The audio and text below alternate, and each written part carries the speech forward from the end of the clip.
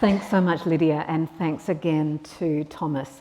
And if you're wondering, I am Kate Evans. I am not Daniel Browning, for which I apologise.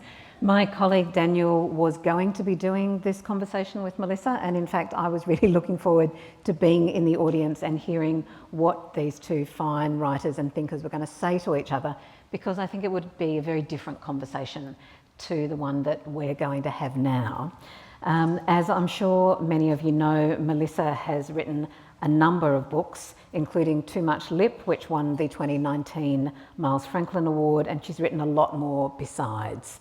She's a novelist, an essayist, a fierce and funny storyteller who creates characters who will live with you in their warmth and their pain and their generosity. But as Lydia has said, the focus tonight is on her seventh novel, Edenglassie. And Melissa, I should say too, how lovely to speak to you again, and congratulations. Yeah, thanks very much, Kate, and thanks for stepping in for Daniel at the last minute. Well, I was honoured, to be honest, to be asked. But this is a novel that's steeped in research as well as imagination. It deals with history in all its forms as well as the present. So I wonder if we could begin really big picture. I mean, what did you want to do with this novel?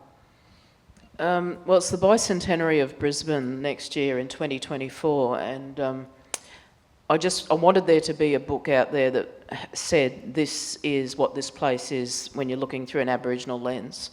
And I'd always wanted to write about early Brisbane ever since I read the reminiscences of Tom Petrie over 20 years ago now. I instantly wanted to novelise that book. But I wasn't ready back then, and I'm really glad I waited, because it's a better and a richer book now, and you know, I've got the skills of someone writing their seventh novel rather than their third or fourth novel. Given that you read those stories from Petrie 20 years ago and you've been thinking about this, how hard was it though to find a way in? Because I guess there were many ways in which you might have decided to tell this story. Yeah, and Deborah Adelaide's in the audience, and at one stage this was going to be a PhD, and Deb was going to supervise that PhD. Well, she did supervise part of a PhD, which I promptly abandoned.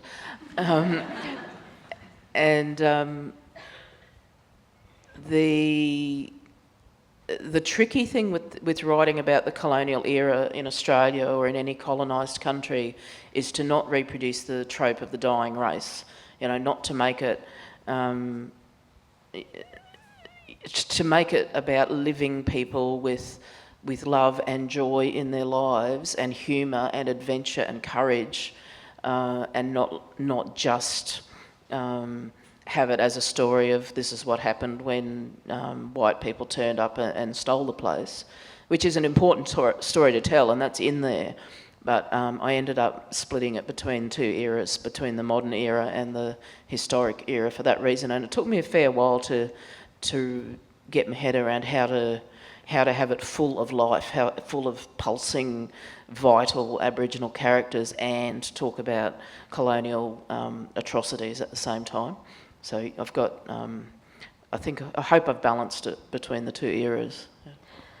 And it's full of complex political systems and social systems and interactions and almost diplomacy between different groups. Oh, yeah. Because although... It's not almost diplomacy, it is diplomacy. It is diplomacy.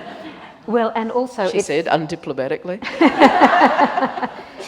And although we're, you know, in some ways it's about Brisbane, but it's a greater Brisbane. It spirals outwards, doesn't it? It's about the Goorie Federation. You know, Brisbane is where it is because the blackfellas in Redcliffe up the coast kicked the first white settlement out of Redcliffe, and so they came down a little bit and upriver to Brisbane. And Brisbane is situated where it is on a high... I don't know if you'd call it an escarpment or what you'd call it, but on a high bit of land, because it was easily defendable from Aboriginal attacks. That's why it's situated where it is. And my brain is doing that thing that it does lately, where I've forgotten completely what the question was, if there even was a question. Well, I guess the question was how much this... It doesn't just make us rethink the history, but the idea of the place, because Brisbane isn't just a locale, is it?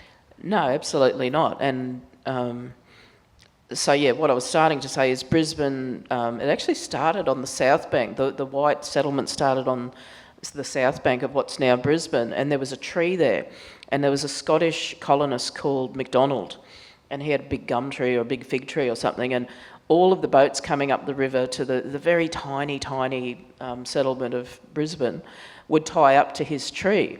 And he got the shits about people tying up to his tree all the time, so he cut the tree down, and the settlement moved to the north side, and that's why the business centre of Brisbane's on the north side of the river and not the south. You know, there's these stupid random decisions that people make, and I kept coming across this kind of historical incident again and again and again.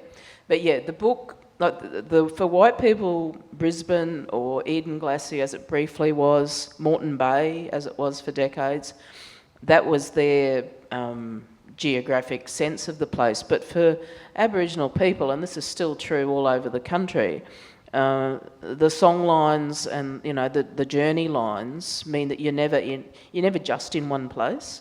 And so the main character Mulanyin comes up from the Gold Coast, but he's part of the Goorie Federation. His family is part of the Goorie Federation, so their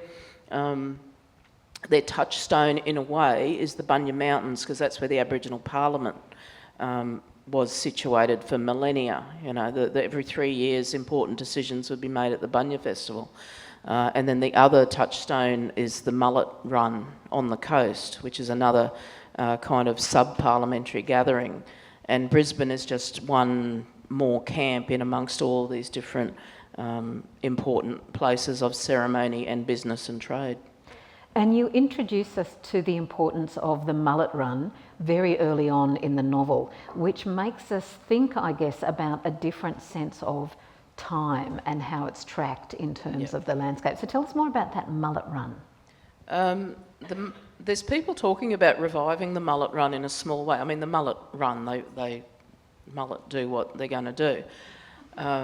But the ceremonial significance of the mullet run is being talked about again, and Yugambeh families are talking about engaging with the mullet in a different way. But in about Anzac Day each year, the mullet are of an age where they start coming in their thousands and their tens of thousands up the coast, and they sweep up and they go past Stradbroke Island, and the tradition is that the blackfellas would watch for the sea eagle, the Mirrigimpa, and when they saw the sea eagle hovering in a particular way, in a particular spot, that's when they know, the mullet are starting to run. But they would always let the first whoosh of the mullet go through, because you don't kill the ones at the front, because they're the ones that know where they're going. And if you kill the ones at the front, the younger ones at the back won't know where to go next year. So you let them go through and you harvest the ones that are not the leaders, I suppose.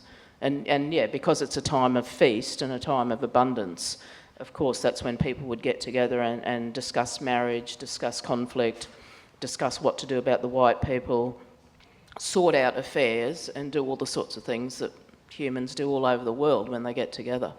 And that was the coastal sub-equivalent of the Bunya Mountains Parliament. But the mullet come annually, and so I used it, and it was traditionally used as a way of measuring years. Before is it the Roman calendar, Gregorian calendar, whatever the Western calendar's called. We measure time by the blossom of the Udjuru, the tea tree, and the running of the mullet, the time of the goannas emerging after winter. This different calendar. But time also stops on the very first page of this novel as a woman whose name is Eddie falls over in 2024. Will I read a bit? Yes. Yeah, okay. I called her Eddie because she is a contrarian. She's a very, very old woman, and she's a cranky woman. And Eddie is a place in the river where the water reverses on itself, so that's why I called her Eddie. Yeah, all right. Eddie Blanket was falling towards the good Yagara earth. A calamity. At her age, a fall meant the end. Simple as that. Broken hip, Pneumonia, kaput. Even as she lost the vertical though, Granny Eddie was rejecting the whole stupid idea. You didn't live to her age by damn well accepting things. So she was definitely not falling. Toppling, well, yes, possibly. Or teetering. Oh, like the teeter-totter in the schoolyard, remember? Hot yellow sunshine in the playground, thumping up and down with Lizzie Norman on the other end. Terrible buck teeth bared in joy. Lizzie was dead and buried now, of course. Nearly everyone was. Eddie had buried her own kids and her husband too. Sisters, brothers, she'd outlived the lot. And now here she was at Southbank, poised on the edge of the precipice herself. Eddie observed with a kind of detached dismay her right knee buckling to the footpath outside the Maritime Museum.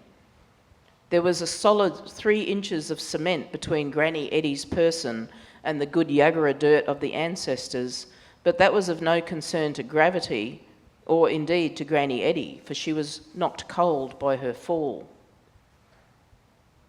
Everything had buggered up, gone skew-whiff. Blurred trees grew out of wavering buildings. Human-shaped blobs stood at a right angle to normality. Something else was off too. The traffic on Vulture Street had frozen in its lanes. The City Cat didn't move midstream. Even the Qantas jet roaring over the river had decided to pull up and have a jolly old breather. Granny Eddie blinked in confusion. Then her brain slowly began to crochet together a looped understanding of events. Her stupid fall outside the museum, that was right. She'd tripped on the tiniest jutting tree root, and in outrage the earth had flung itself up at her, insisting she join it. This act of remembering made time begin thumping sharply in her left temple. Ouch, ouch, ouch. Eddie lay there, registering her injuries for 2 minutes and 27 seconds. An elder, mind you, laid low in the middle of the path. Oh, terrible, terrible. And the white fellas walking well out of their way to avoid her, to avoid even looking at her. There they go. Bugger you, Jack, I'm all right. That's your motto, eh? Christ almighty, drunk, can't you see I'm hurt? And someone needs to stop and help an old black woman, and instead you go and turn your nose up at me as a drunk on metho? Good go. Bugger off then, useless. And you, I can just about see your mutt, missy. Didn't the shop have a skirt your size to make you go and buy a child's one? No shame at all. Yeah, I can hear you, never mind your alco and homeless. And in a sudden burst of rage, who dragged you's mob up? A person could be dead for all you care. When all of a sudden, some youngsters stopped, knelt down and murmured in concern. A flooding relief of tears because everything hurt and somebody cared.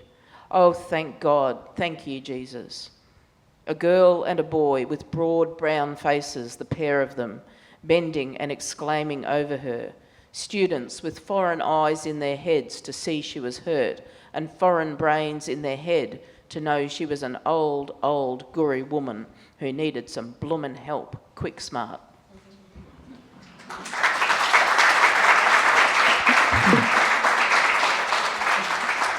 And that is such a wonderful opening because we get the voice of this woman, we get the humour, buggered, gone skew-if, hitting the good Yagara earth, but then we also get the fury and the poignance of her being ignored as well. So it all comes rushing in. Were you tempted to just stay with her? Oh, gee. I think my publisher might have liked it if I'd stayed with Granny Eddie. In lots of ways, Granny Eddie has a lot of my mother in her. And that voice came easily, as did Winona's voice, the voice of her granddaughter. And yeah, if I was writing a different book, it could have well been Granny Eddie's book. But I wanted to show a young man in the colonial era as someone who had agency and power until he didn't. So Mulanyin, you know, I've got Mulanyin as the main character in the colonial sections, and then Granny Eddie, and that's like a young male and an old female, and then I did this incredibly complicated spreadsheet at one stage. and I had like ages and genders and stages of Aboriginal law and totems, and it was just incredibly complicated, and I ended up just shaking my head and thinking, no, I've just got to strip it back to basics. But I tried to balance things like gender and age and all sorts of things throughout the book, and Granny Eddie just happened to end up being the older female character, and that's in the contemporary era. And she is, of course, connected to the old story. But as you were making that decision about introducing us to Mulanyin and taking us into the colonial period, how did you decide where to land? Because you take us to the 1840s and the 1850s, so why then in particular? Yeah, well, that decision was made for me because of the hanging of Dundalli. Dundalli was a resistance fighter who led warriors from, probably at least 200 or 300 kilometres around the Brisbane settlement, who strategically attacked farms, attacked shepherds, attacked with fire, with spear, with guns when they could get them, and did guerrilla raids and just tried to stop white expansion any way that they could. And then in 1854, Dundalli was betrayed by some other blackfellas, they reckon, and he was captured, taken to Sydney, because that was the seat of British justice at the time. You had to go to Sydney to go to court. If you ever got to court, most people just got shot out of hand, of course. But they took him to Sydney, tried him, found him guilty of murder, and took him back and hung him in the main street of Brisbane, in Queen Street, in front of the whole town, black and white. And it was a botched hanging. And Tom Petrie talks about this. And like, no hanging is pretty, but this was particularly grotesque. And as soon as I read that in Tom Petrie's reminiscences, I knew that I had to put this in a novel and people had to know this story. And it is being commemorated more these days. There's an annual commemoration on the 5th of January in Brisbane, on the spot in central Brisbane where he was hung. So I wanted that to be historically accurate, so that meant the book had to be around about 1855. And so I've folded other historical incidents in around it, and some of those have had to change a little bit in terms of the actual timing of them, but I talk about that in the afterword. And so Mulanyin, a character who you've created, he sees this hanging, but what does he hear? Dundalli's brought out of the prison, which ironically, the building is still in Queen Street. It's now the Brisbane General Post Office. But before it was the post office, it was a jail, and before it was a jail, it was a different kind of colonial building. I think it housed women prisoners or something. And before that, it was a birthing site for Yagara people. So but when they bring him out in the book, and in reality, they bring him out of the jail, and all the white people are on the flat ground close to where the hanging's going to happen, and then there's a hill behind it, and the hill is still covered in bush because it's it's very early days, and the bush is just alive with the entire Aboriginal population of southeast Queensland, and they're there, and they're rumbling and they're roaring, the singing, the traditional owners are singing for Dundalli, who's about to be murdered in front of them. And then the keening starts, and the whole bush is keening and keening as he's put to death in a way that you'll discover when you read the book. And so as you decided to create this character Mulanyin, who takes us in there, what did he need to be? What sort of person did you want him to be? I wanted him to have boldness and to be the opposite of a defeated blackfella, basically. He had to be physically attractive, he had to be adventuresome, he had to be smart, and he had to have love in his life. So he's got the love of his family, who he's left behind. He's come up to Brisbane to go through his manhood initiation. His father's brought him up, but his father had to go back home. And so he's been left in the care of the Brisbane tribe. And he's an eye-catching young fella who's got a lot of potential as a leader. and his best mate is the son of the Brisbane headman. And so the two of them it's like a buddy movie in a way. And his best mate's a bit of a rat bag, isn't he? His best mate is a bit of a rat bag, and because he's on his own country, so he can behave in a more relaxed way. He can be a bit more of a joker and a larrikin, but Mulanyin on someone else's country, and as a young man he's always trying to prove himself. You know, boys when they're 16, 17, they've got a lot to prove, and they're very, very jealous of their dignity. So Mulanyin's always on his best behaviour because he knows he's not on his own country, and he's always being scrutinised. He is anyway because of his age, but he's being particularly scrutinised as a visitor to that country. And so he's being scrutinised by other people who are in his community, and in this community he's now fostered in. What do the white fellas who see this handsome young man, what do they see when they look at him, both the men and the women? What do they see? Yeah, well, it's historically accurate to say that Aboriginal people often went naked around town in this era. So 1854, 1855, and I forget which bit of research I was doing that talked about Aboriginal people walking around, you know, as naked as a cat or a dog, and no one thinking anything of it. So there's an early scene before Mulanyin gets a pair of trousers, and he's working as a water joey. The blacks would carry water for the white householders. And so there's a white woman who takes a little bit too much interest in him as a good-looking young bloke with no clothes on. And he's just mortified, you know. He goes outside because he can't understand why anyone would be so prurient and behave in such a shocking and shameful way.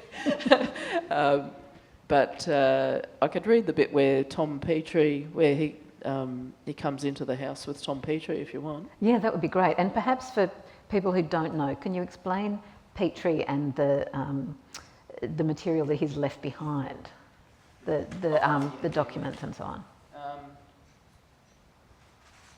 Yeah, well, Tom Petrie belonged to the...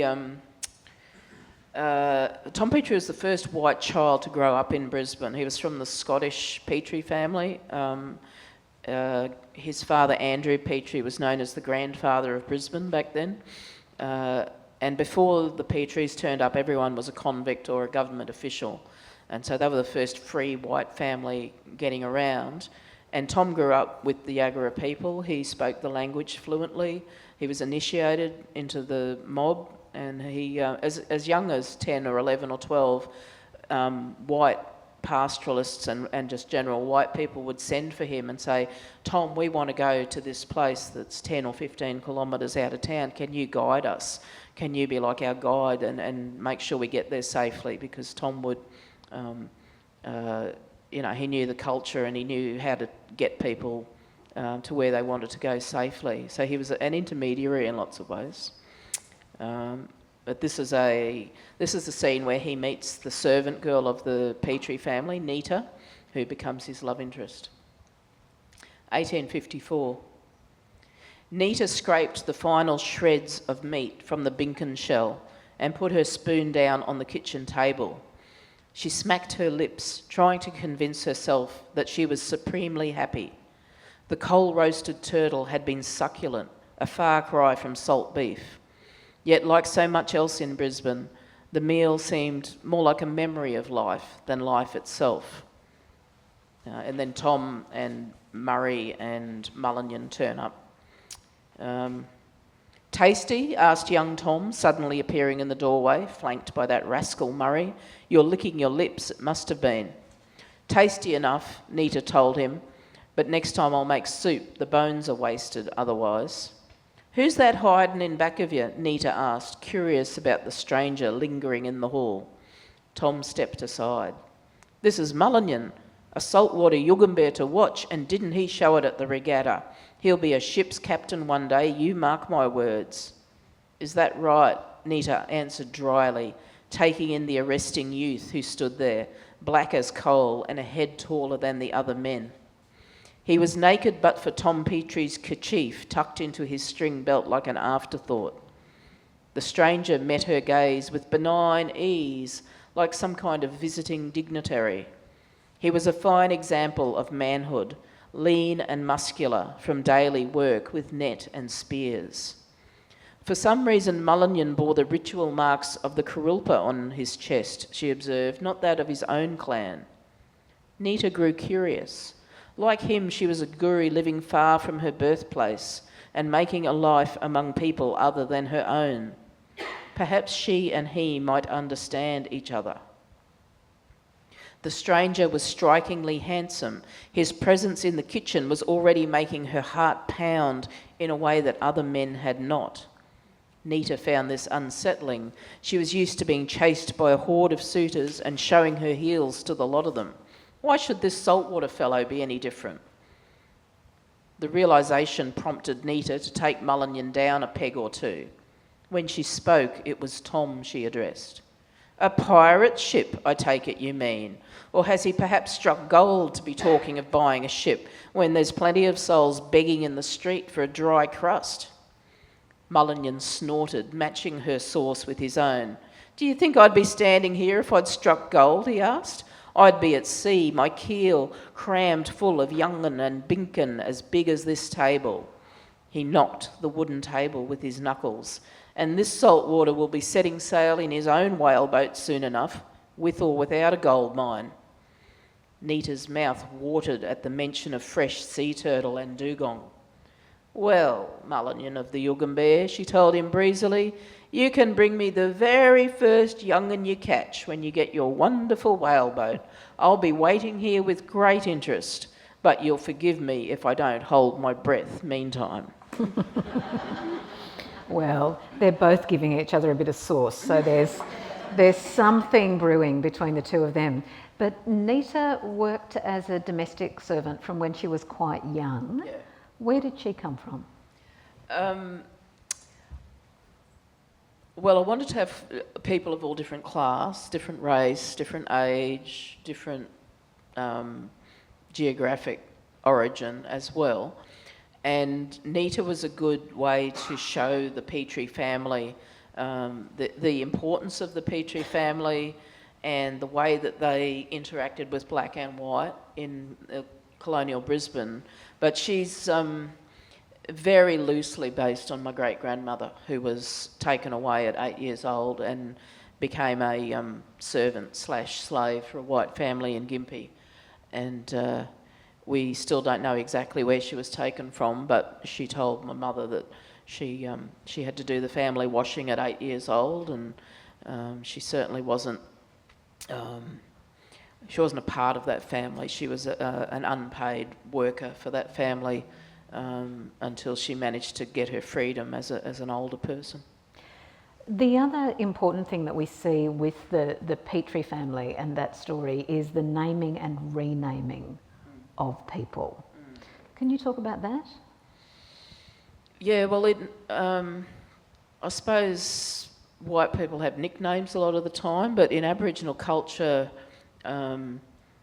it's really common to have multiple names, and that's both from traditional culture where you have a name in childhood or maybe a skin name or classified name, and then it changes as your status changes throughout your life. And there's a discussion when Mulanyin's in town interacting with the Petrie family, and one of the old convict identities around town, old Tom, who's a historically real character. He was sent out for being a grave robber, I think, either a murderer or a grave robber or both. And the Petrie family was scared of him. I think lots of people were scared of him, but he was their gardener. He worked for them, and they used to hide from him a lot because he was so sinister. But in the book, I've had him comment on Mulanyin's name and like sneering at him for having a traditional name, and he wants to change his name to an English name, and Mulanyin jacks up. They want to call him Toby, and Mulanyin goes, well, what's Toby mean? Because you don't get given a meaningless name in First Nations cultures here. Your name has a real significance. And Mrs. Petrie was, well, it's just a name, it doesn't mean anything. And she's like, are you trying to take my power away? You're trying to name me after nothing and turn me into nothing.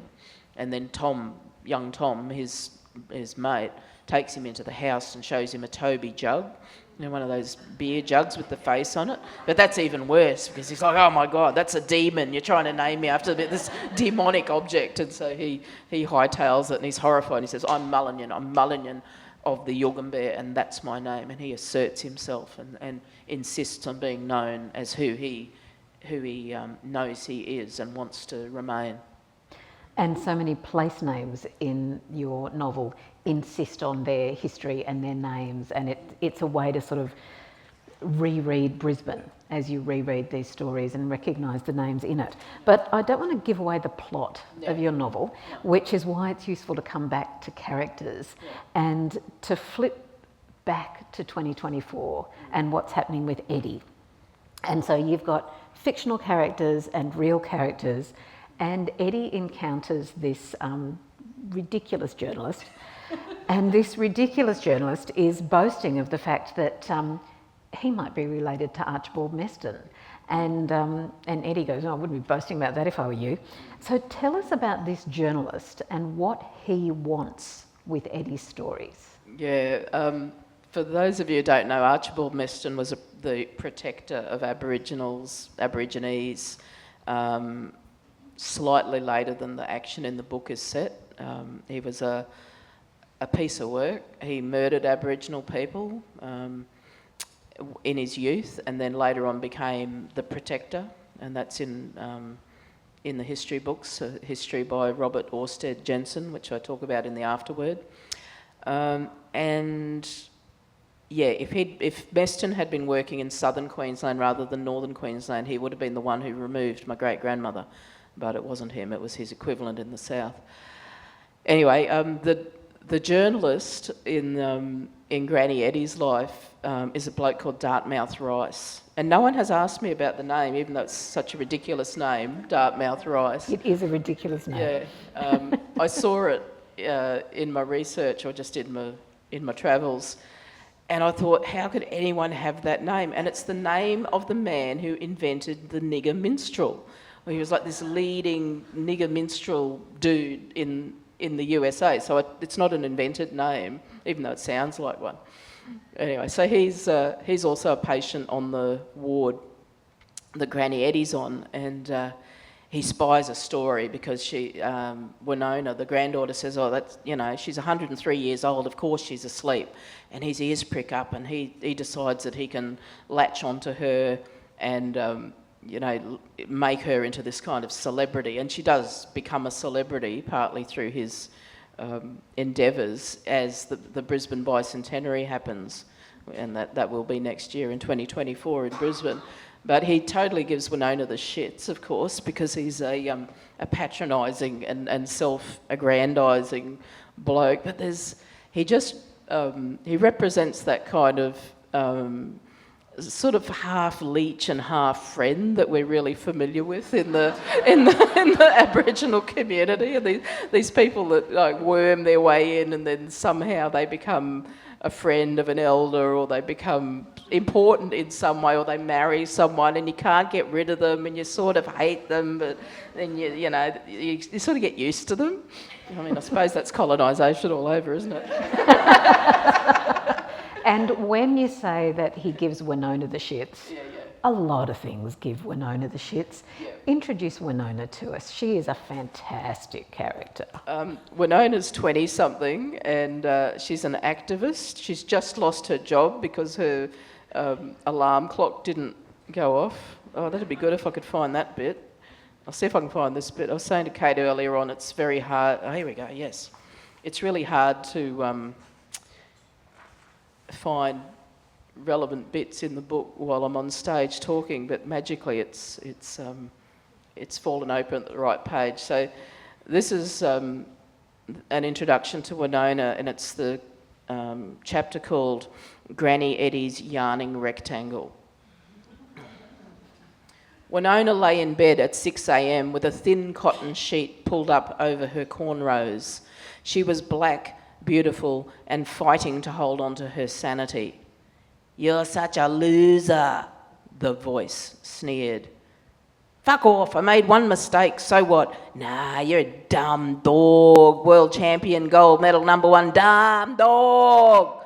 Oh, Lordy, will you just rack off? I ain't got time for your cousin fucking shit today. And you ain't as hot as you want to go thinking you aren't either. How much fat you go on and put on lately? 5 kg? 10? I might not be no oil painting, but at least I'm drawn inside the motherfucking lines, bitch.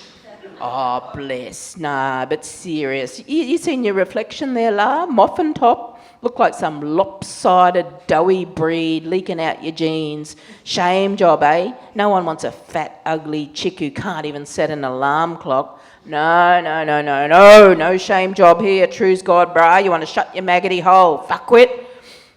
Winona threw back the sheet and swung her caramel brown legs out of bed, fuming. Late for work again, and the voice in fine fucking form to boot. She picked up her alarm clock and shook it. The El Cheapo slut of a thing started screaming out the noise it should have made 3 hours ago. Useless motherfucker. Winona pegged it at the clothes basket in the bathroom and missed, hitting the tiled wall instead. The clock busted dramatically open, screws flying south, plastic face skidding west, and the guts of the mechanism coming to a spinning stop against the mouldy cubicle. But by some ancestral curse, the loud beeping kept on going and going and going. As she jammed her fingers in her ears, Winona had an epiphany. Right, got it. Busted clock blaring at the world, debt piling up, head full of her own private demons, running her down real bad, and late for work again. Today was going to be one of them stupid days. But Winona goes to visit her grandmother in hospital.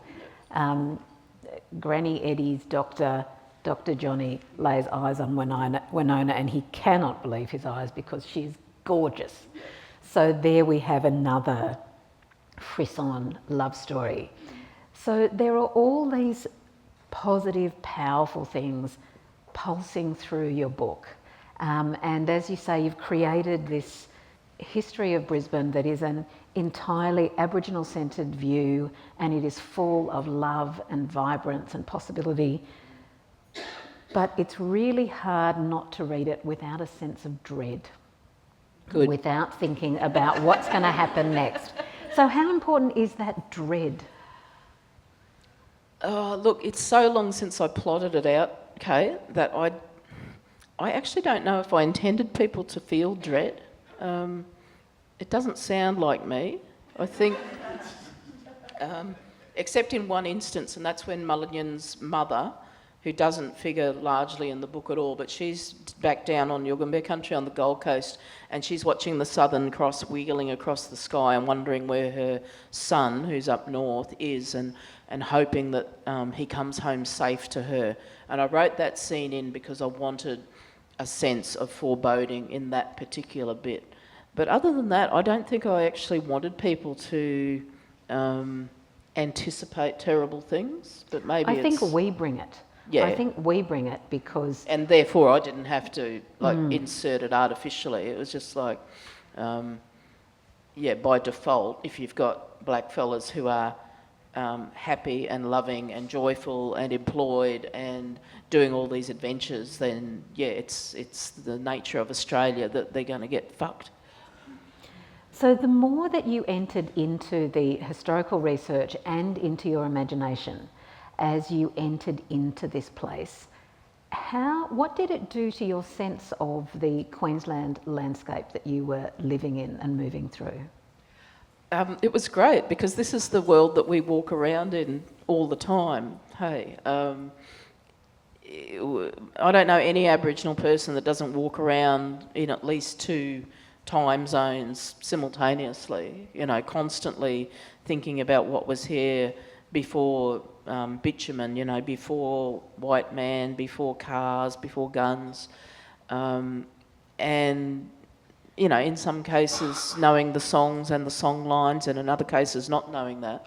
So for me it was like, when it's a movie and you see the map sort of coming, it's not there and then it comes on a movie screen. It was like that. It was like it was or invisible ink.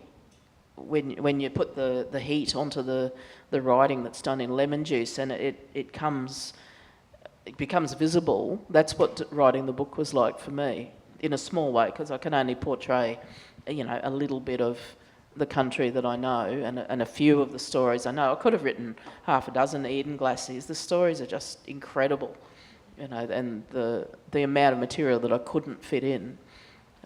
It's things like, having said that, you don't always know what you're doing when you write. There's a scene where there's towards the end of the book, where there's a fella up the mast of a ship, and he's looking out onto the islands of Moreton Bay, and he's talking to the islands, and it's a really emotive scene. And I only realised much later on that I'd gotten that from a linguist called Hanlon, who was a linguist of the Yugambeh language, who left behind really valuable word lists. But he talked about taking a boat from Brisbane down to the Gold Coast with a couple of his mates and maybe an Aboriginal bloke, I can't remember, and some poor bloody koala. And I think they got the koala off South Stradbroke Island when they stopped for some reason or another. Anyway, this poor koala's on this little tiny wooden sailing boat, and it climbs up the mast.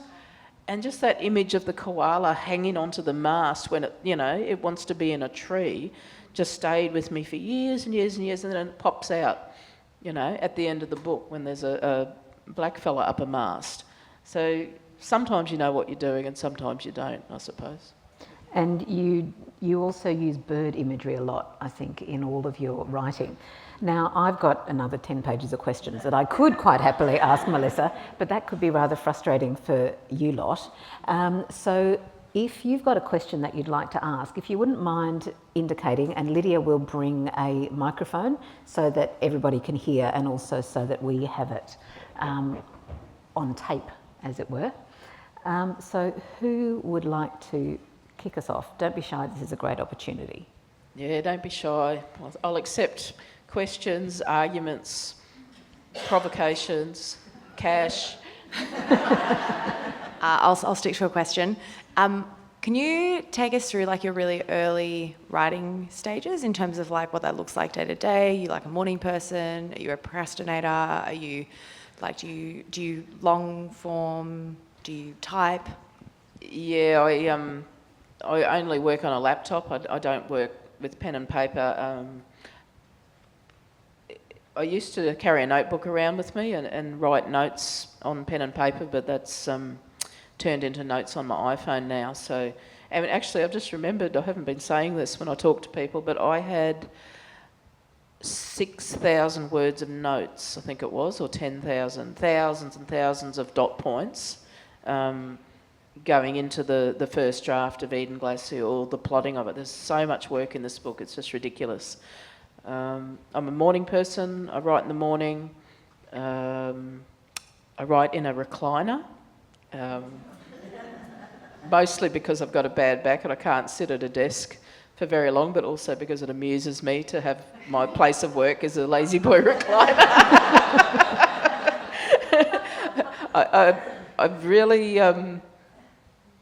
I'm very strongly wedded to the idea that work is overrated and leisure is underrated. And there's a really good Neil Murray poem, I think it is, not a song, where he's out in the Central Desert and some white worker is trying to get the black fellas out there to go to some particular job, some thing, and one of them turns around and says, "Work! You brought the bloody work, you do the work." It's like Captain Cook brought the fucking jobs. He's very happy to go hunting or do something active, but you can stick your job up your ass. Which is why I write in a recliner, and I write for 4 or 5 hours a day when I'm working on a book, and I try not to do much more than that if I can. Sounds like a lot to me. Who else would like to ask a question? And while you're thinking about it, and put up your hand, I will. What I'm interested in is that this was going to be a conversation with Daniel Browning, and it would have been a different conversation. So can you maybe speculate on what it would have been to have two people talking about their own country and their stories and what it means to then transform those stories and traditions into fiction? That's a big ask. Yes, it is. I'm asking about the thing I would have liked to have just sat back and watched and listened to.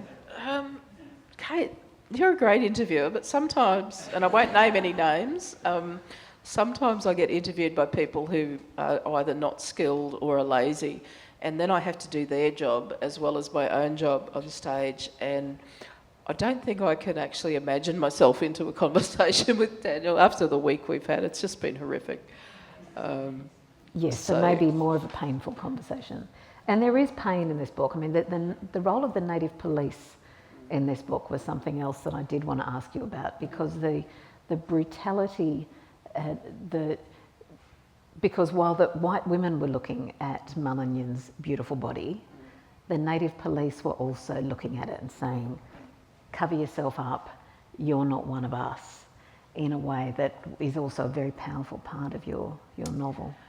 Yeah, well, they actually don't care whether he's naked or not, but they know that to call him a savage and to mock his nudity is a way of having a go at him and putting themselves, you know, we're sort of civilised and you're not, you're down here. It's interesting because a mate of mine in Alice Springs who worked pretty hard on the Yes campaign, she's a woman from some of the country in this book actually, from over on the Sunshine Coast, and she was, what was she called? She was called a cannibal and she was called a savage during the nightmare that we've just lived through. And so those words have particular resonance, and maybe not for Mulanyin actually at that time, because he's still learning what it is to be around white people all the time. He hasn't grown up around white people like his mate Murray has.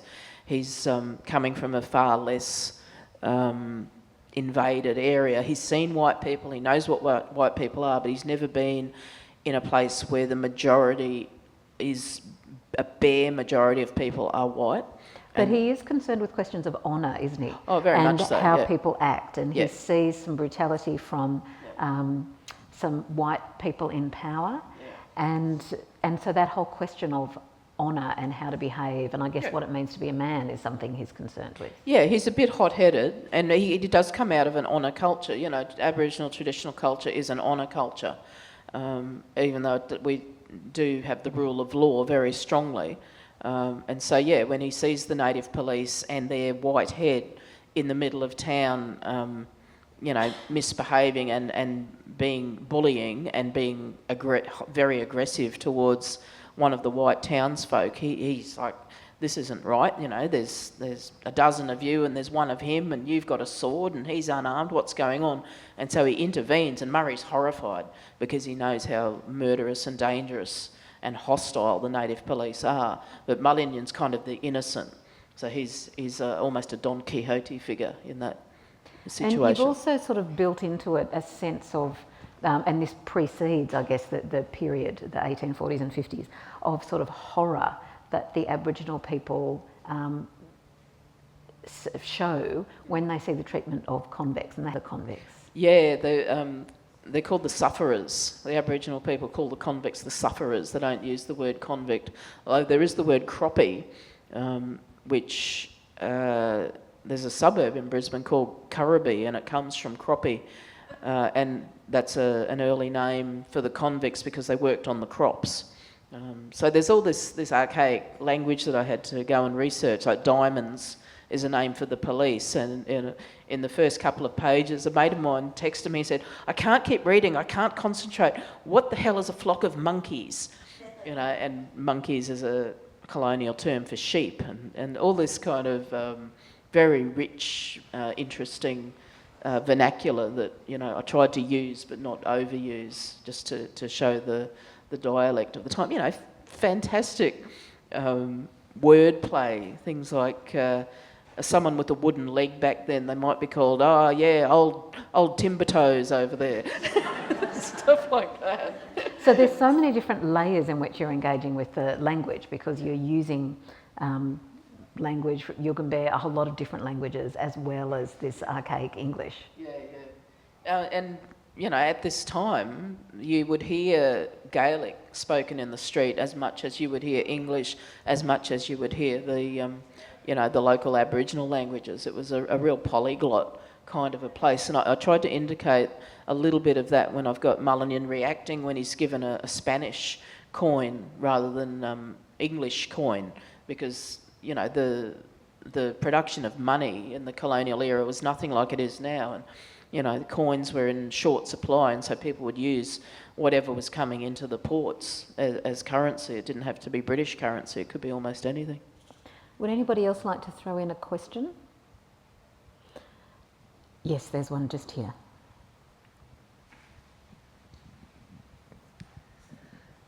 I don't have a question as much as I just want to say that through your writing and your research and bringing us this book,